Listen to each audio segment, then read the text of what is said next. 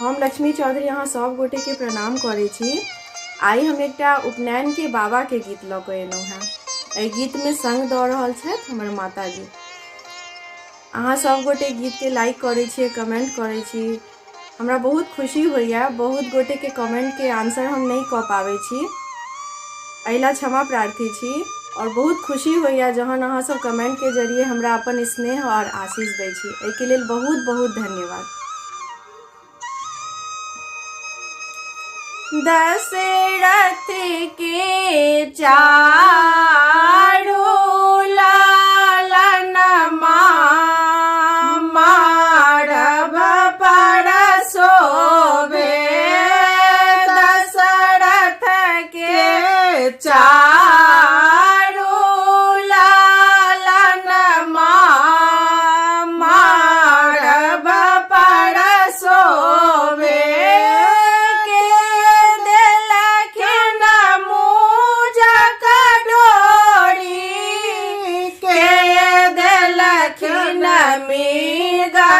छाला के दलखिन मुजक डोरी के दलखिन मृगक छाला के दलखिन पियरा जनौआ मारब पर शोभे।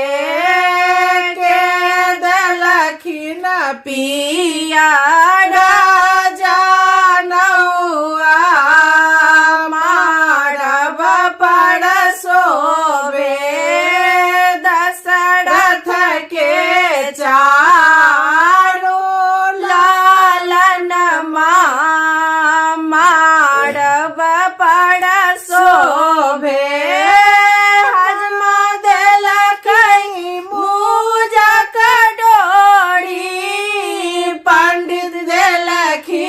मृगक छाला हजमा देलकई मुजक डोरी। पंडित देलकई मृगक छाला बाबा देलखिन पियरा जनौआ मारब पर शोभे। देलखिन पियरा जनौआ मारब पर शोभे।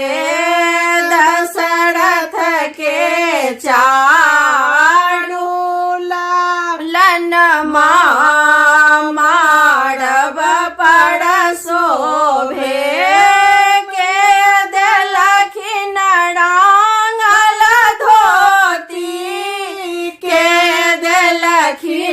पियर पीताम्बर के दलखिन रांगल धोती के दलखिन पियर पीताम्बर के दलखिन गले फूल माल हे मारब पर शोभे।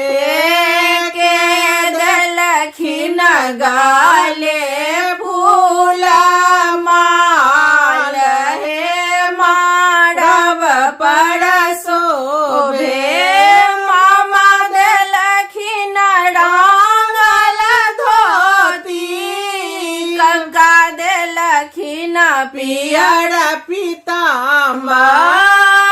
मामा देलखिन रांगल धोती कक्का देलखिन पियर पीताम्बर।